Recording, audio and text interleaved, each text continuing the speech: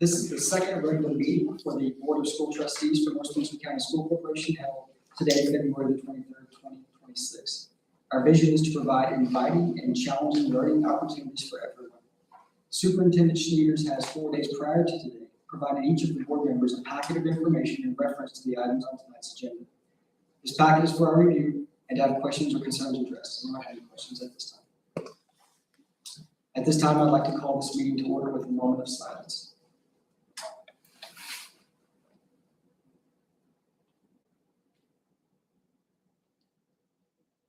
Thank you.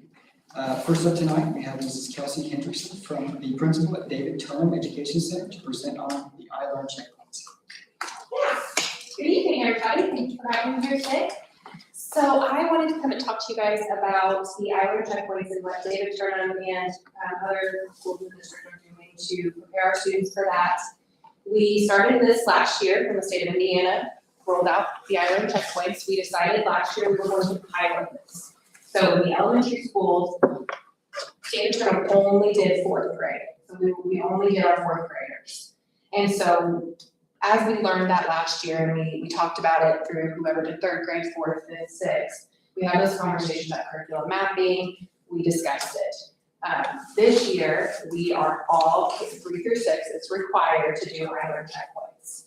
So we are also doing, so with the iLearn checkpoints, there's 2 attempts. Students can take the iLearn checkpoint, and it's all based off standards. So it's very targeted as to what we know are going to be on each test. There are, on the state of Indiana has given us, these are the essential skills, these are the standards that are going to be assessed. So as we're going through that, we're planning that, along with all of our other curriculum, we're adding that in there a little bit of, we know we need to focus on X, Y, or Z, and see where our kids are at on that. The second attempt is new to elementary school this year. We have not done that before.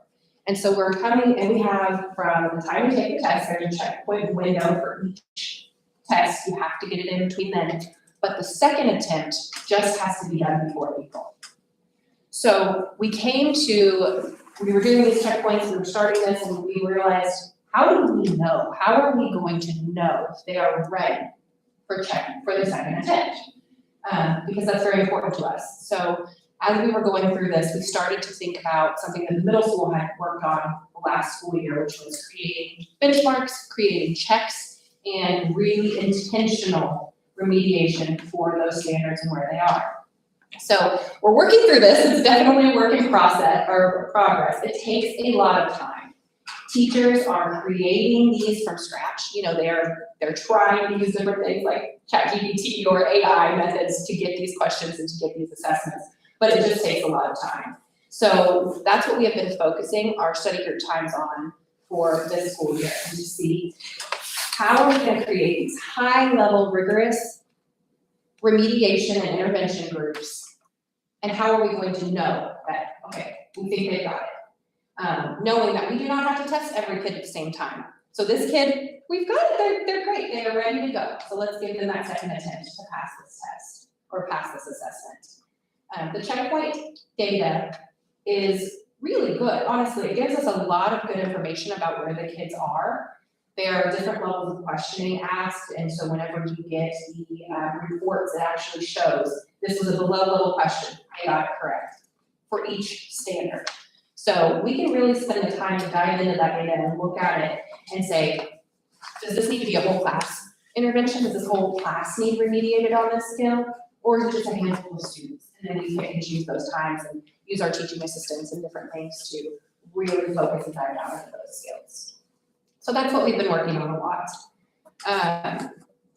We've done things like we visited middle school to see what they were doing. They're a little bit of a step ahead of us right now. So they've created a lot of these assessments. They're working on the language arts piece of it, but then to see what are they doing with that data. So it was really great to see. A couple of the 5th and 6th grade teacher went over there with me. We got to see how they are taking that information that they have started last school year and how they're making it even better now. So it's a really big focus for us at David Turnham right now for our 3 through 6 for the iLearn checkpoint and how we use that data to make sure that our students are ready to eat and help them grow. You guys heard of Island checkpoints? Kids in school do that. Yeah, and you may have seen the result. I have, yeah, they're really good to know. It Gives is. you a lot of information. It is. It can be a little overwhelming for parents, I think, because it does give them so much information that the first time we sent home just a page of report, kind of like this is where your child is. But then we realized that parents can actually get on the portal themselves. And so we decided to let parents do that. So we give them the information where they can log on, they can see a lot of data, similar to what we see. But it can be very overwhelming. So some things that we have talked about at Data Turnham is we need to have a night where we have 3 nights sometimes, or different schools do that.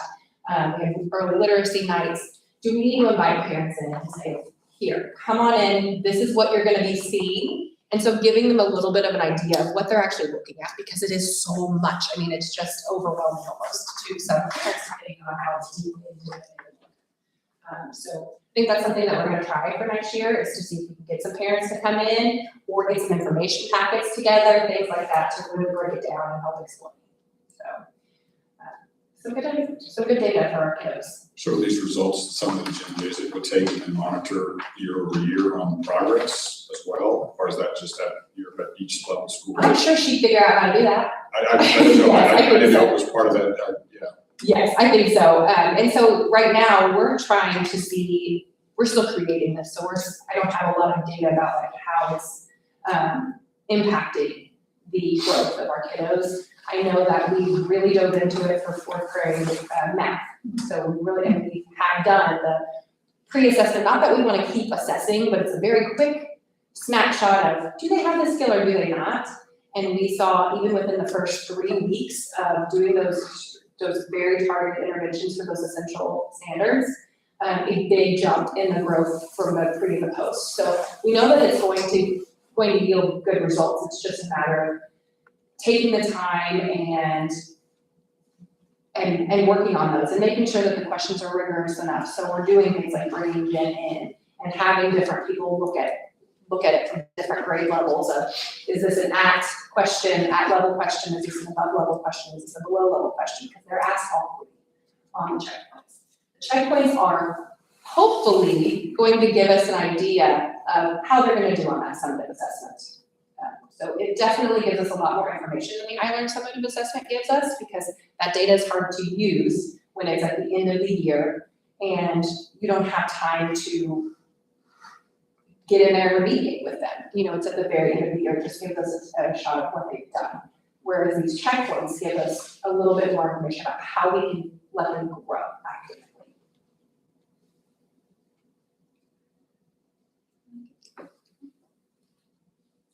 Okay. Good, thank you, Kelsey. Thank you. Okay, we're gonna move on to roll call tonight. Wayne Rickman, Present.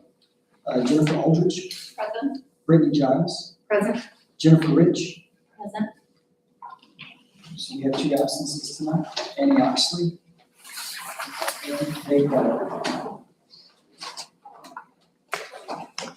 First up tonight, we have the approval of minutes.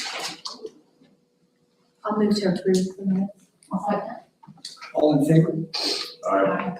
Opposed? Motion carried.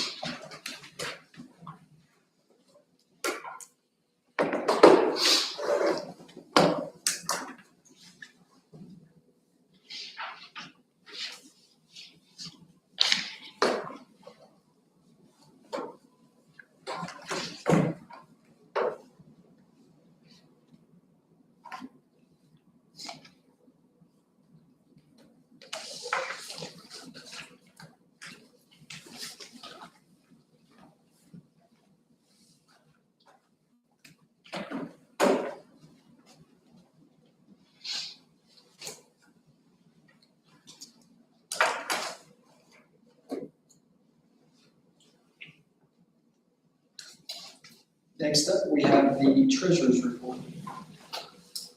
Pretty lean treasurer's reports, just a couple of things. One is comparison of funds. I did not have that in the February 9th meeting, so that is copied in there for you. That's for the February treasurer's reports. And then just a regular statement of funds. Nothing to know, unless you guys have questions. I'll make the motion to approve the treasurer's report as presented. I'll second. All in favor? Aye. Opposed? Motion carried. Consideration of claims. Claim docket for this meeting, claims 108,811 to 108,888, totaling $305,253.80. Mr. Warninger's not here, so he's okay. But Brittany Giles on claim 108,843, we need to abstain on that. Any questions on the claims? On claim 1088803, I design for Yes. the high school 2026 classroom improvement. They are the engineering architecture firm in charge of that, planning and bidding, putting that out. Make a motion to approve. I'll second. All in favor? Aye. Opposed? Motion carried. Personnel considerations. First up, we have no leaves, resignations. Resignations, we have two, for you to accept. Elias Smith as a preschool teaching assistant in Christie, and at the high school assistant softball coach, Hannah Betty resigns her position. I recommend you accept those resignations. I move to approve. I'll second. All in favor? Aye. Opposed? Motion carried. Appointments. Only one appointment, and that is for the preschool teaching assistant. Mrs. Rickman interviewed and would like to recommend that Lisa Storm be assigned to that position. No questions, I recommend you approve that appointment. I'll make a motion to approve. Second. All in favor? Aye. Opposed? Motion carried. We have no other tonight. Next on the docket would be patron comments. Hearing no patron comments, we'll move to old business. Old business, so we've been talking about this for a long time. So approval of roofing project. So we do have Brendan Baker with us today from Waste Management. Shared a lot of information with you recently about quotes that came in. I don't know if you want to talk specifically about them or maybe just take, again, I've shared much of what you and I have talked about. I've shared it with them. So they may have questions. Yeah. Well, I just would like us to say, really pleased with the bidding process. We couldn't have been more pleased. The two numbers for the middle school, for the metal, Southern Roofing and American, were outstanding numbers. So I just wanted to make sure that you all knew that. And we even did really well on the CTE building. So I'm here to answer any questions that you might have. But with the price where it is and the degree of difficulty on that middle school, we'd be remiss if we wouldn't recommend that on that. This is outstanding, right? Question on the CT building, Yes. the quote from American Roofing. Looks like the PVC alternative 2A versus base bid 2 metal, kind of flip-flop from others. Is there a reason for that? Is that something difficult from that building? The only thing that they told me was they think they messed up, but the one thing that when we started picking apart, we went through all the pricing for each contractor. They picked a custom color and went with it, which cost more money. The other bidders did not bid the custom color. Thank you. And yeah, And ours would be a custom color? Yeah, Yes. Look at that. yeah. Yes. Your metal's gonna look the same color that you had. And that's another reason we went that route too. Makes it a no-brainer at that point. But the other contractors could get the custom color. that they're gonna have to pay $106,000 up if they rent PVC. But at this point, it's on. And why they didn't do that, and it was, we even told them the pre-bid, I said, that color is what's going on in the building. So they all went with the manufacturer that didn't offer that custom color. And I think they got in the price battle, and they said, well, let's let it fly. Because they all knew what the price upgrade was for the custom color, which was $106. But they still didn't do the bid right, so. Don't want to focus on that because it's really negligible at this point. The blue is gonna be with the metal, so, and we'll have it on both. Expected life expectancy of the metal. Well, you should get 40 years, but then you'll probably have to start looking at code.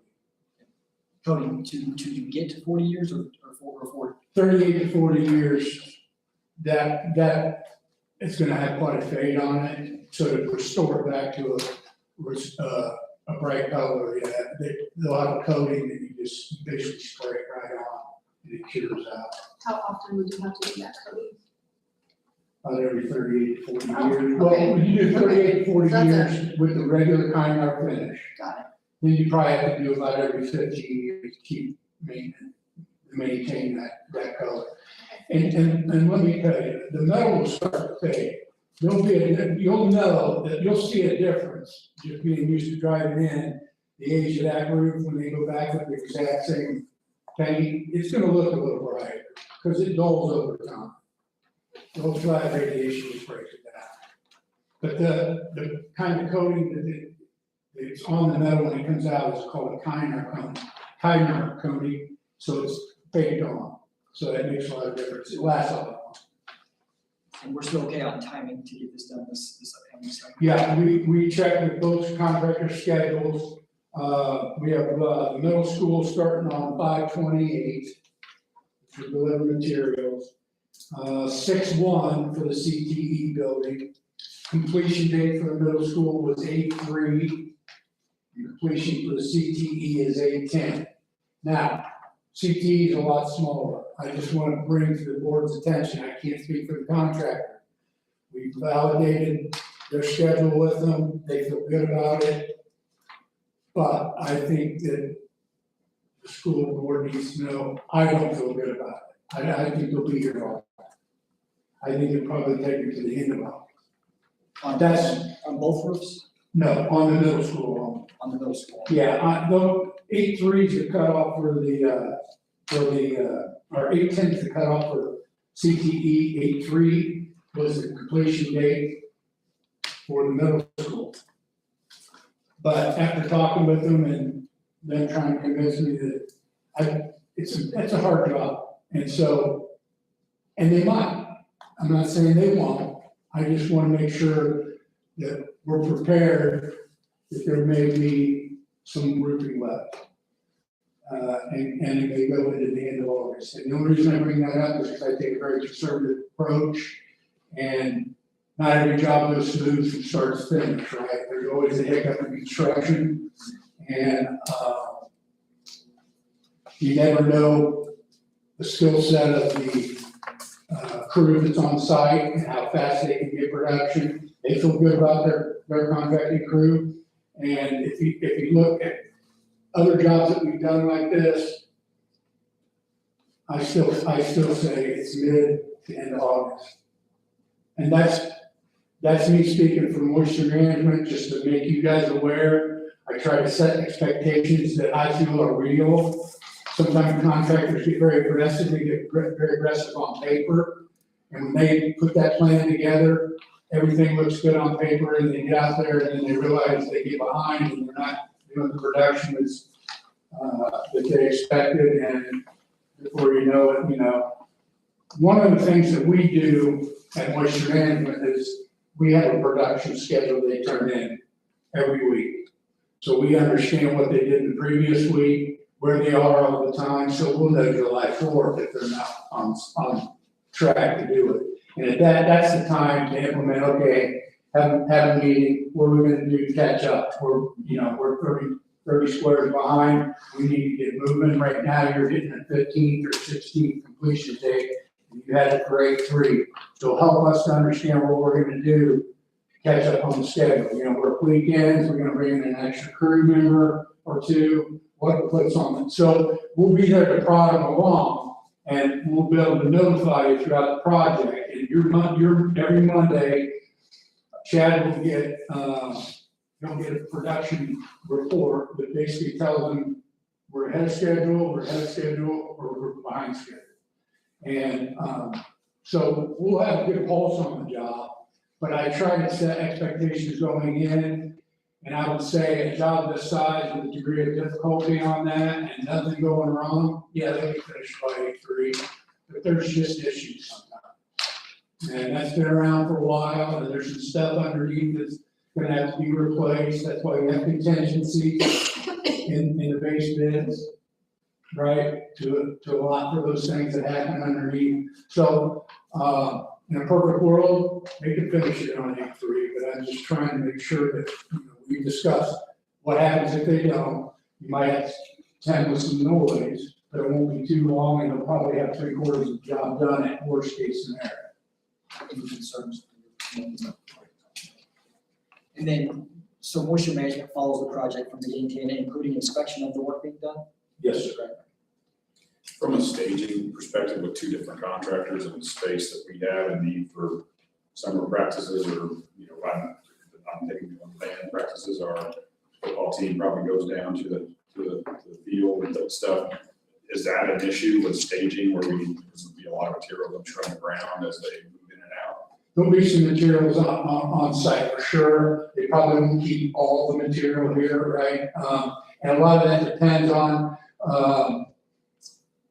the pre-construction meeting. So me and Todd will have a conversation, all right? Because you've got to be able to have your ongoing operations moving all the time and kids coming in and out and that sort of thing. So once we set areas aside at the pre-construction meeting with the contractor, okay, school corporation has set up this area for the CT, building, storage materials. This area is designated over here for the middle school. So we want to be as generous as we can, but not affect your ongoing operations. Contractors are used to working in conditions like this, and they understand. So we kind of set the rule. When we get closer to the start of the job, we have a pre-construction meeting. That's when we start setting the rules, and here's what you can do, what you can't do, et cetera.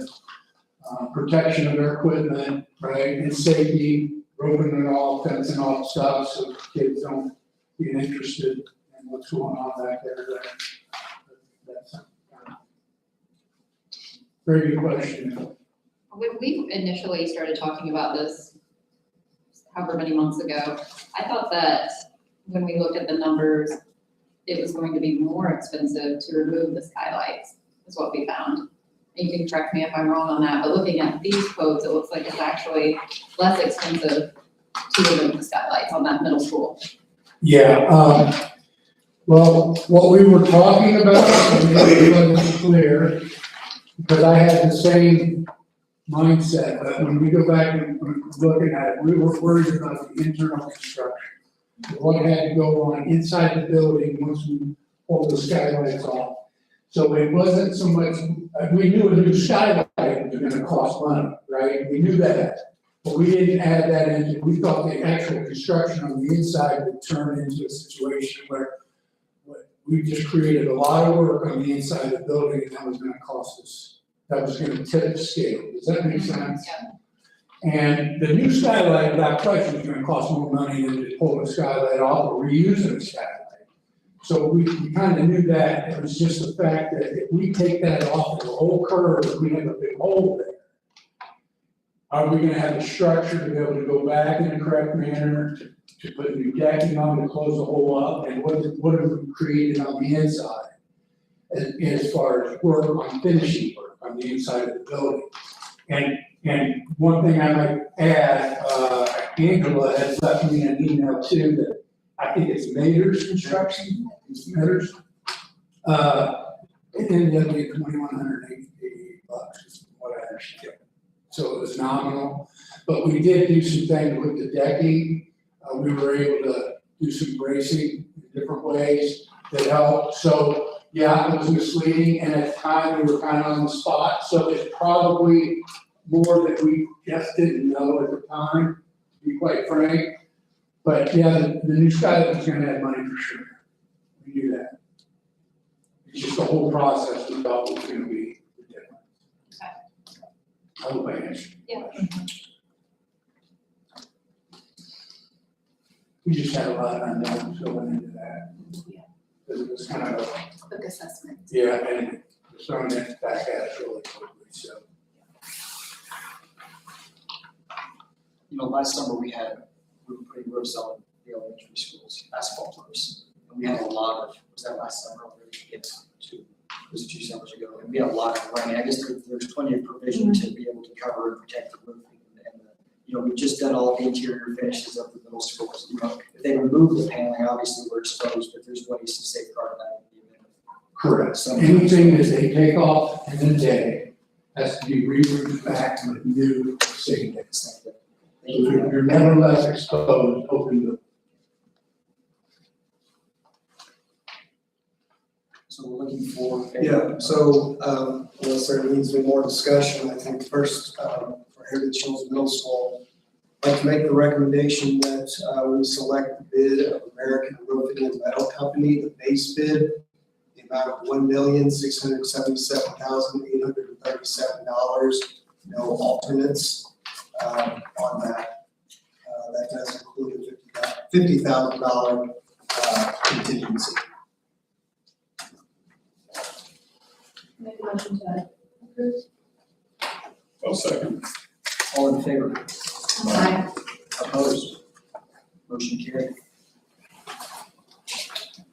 And then for the CTE building, we do the same thing. I would recommend that we choose the base bid of Southern Roofing at $841,900, no alternates. Contingency included of $30,000.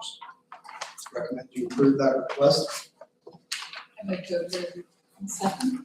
All in favor? Aye. Opposed? Motion carried.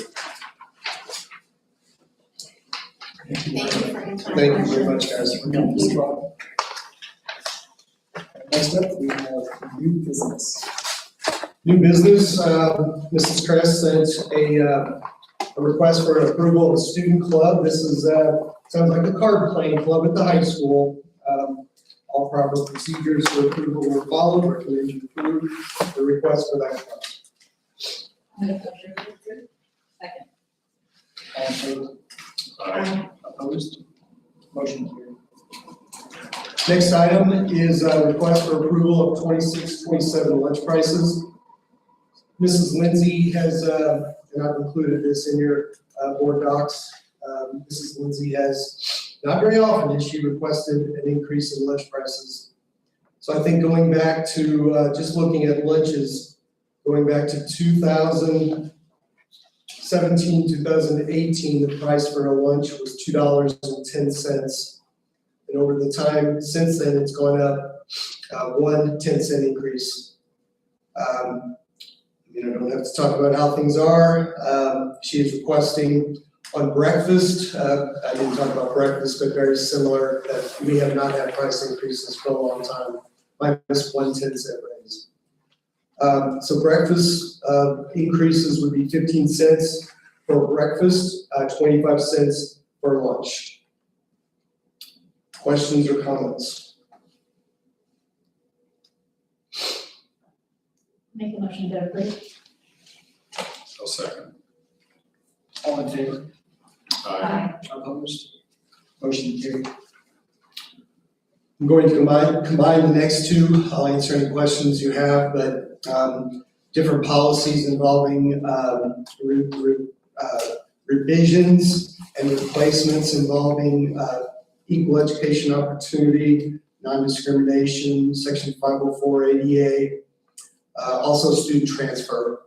Student transfer updates there are no changes. It's the same as what it's been. It's a simple, for a resident student, it's a simple one-page document. For an out-of-district student transfer, just because there's some explanation on things, it's 2 pages. So again, no changes. And no action is needed tonight, just first reading. So, if you have comments or questions, I'd be happy to answer them.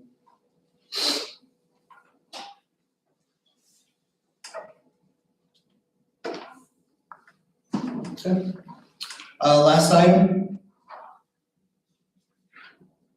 Just consideration of a maturing certificate of deposit. This is matured. I'd like to basically just keep it where it's at the rate, at the highest rate we're able to find. So I'd recommend you approve that request. Move to approve. I'll second. All in favor? Opposed? Motion carried. Requests. There's a long list of field trips there. One, I do want to note, Jennifer Rich does need to abstain from the Holiday World Play Day. But otherwise, I'll recommend you approve these field trips as submitted. I'll make a motion to approve. All in favor? Aye. Opposed? Motion carried. Professional leave. One professional leave that's actually over spring break, 2 teachers would like to attend. I recommend you approve that request. So moved. I'll second. All in favor? Aye. Opposed? Motion carried. Use of facilities. A Holiday World facilities request for lifeguard training and use of our swimming pools. I have the dates listed there. Jennifer Rich will need to abstain. Otherwise, I recommend you approve that request. Move to approve. I'll second. All in favor? Aye. Opposed? Motion carried. There is no other, so superintendent's report. Just a few things to pass on. Received something from the Spencer County Emergency Ambulance Service. They applied for a grant. We're able to obtain all the materials needed to be able to train the students and get CPR. So I just wanted to commend them and thank them for doing that. You may have noticed this in the newspaper. Lacey Kilbarger, who's an art teacher at Christie and Lincoln Trail, applied for a teacher creativity grant through Lilly Endowment and was able to, I guess the gist of this is that this grant is about rejuvenation, revitalization. And teachers can go in the summer on these trips, whatever they submit and whatever gets approved. So Mrs. Kilbarger basically submitted for a 4-week journey to Germany and Switzerland to explore how artificial intelligence is reshaping art, identity, and creativity. It was approved, so she will get to go on that trip, totally covered through the Lilly Endowment Grant. And I just wanted to commend her for that. I think that seems like a pretty neat opportunity.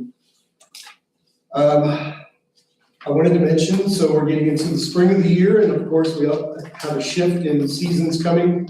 I do want to mention the musical. All Shook Up is the musical. March 5th, March 7th, March 8th, March 12th, 13th, and 14th are the dates for the musical. I look forward to that. Also, spring sports are coming soon, which means the winter sports are wrapping up. I will have for you guys a winter wrap-up like I did a fall sports wrap-up. Of course, that comes from Mr. Engelbrecht, so I will share that with you. We just had some pretty cool things happen. With 2 wrestlers making it to state, but again, I'll recognize all kids at the end once all winter sports are done. So I just wanted to give you an update on those things. Before adjournment, we need to go ahead and sign on claims, please. Sorry.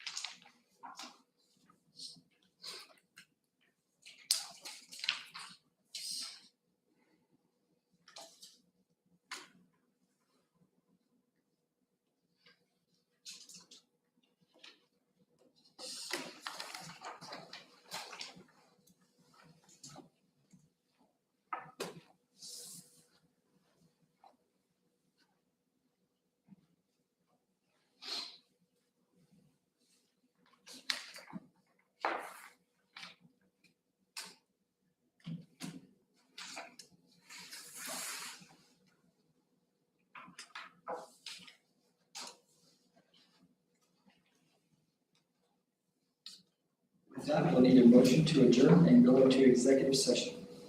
Move to adjourn. I'll second. All in favor? Aye. Opposed? Motion carried.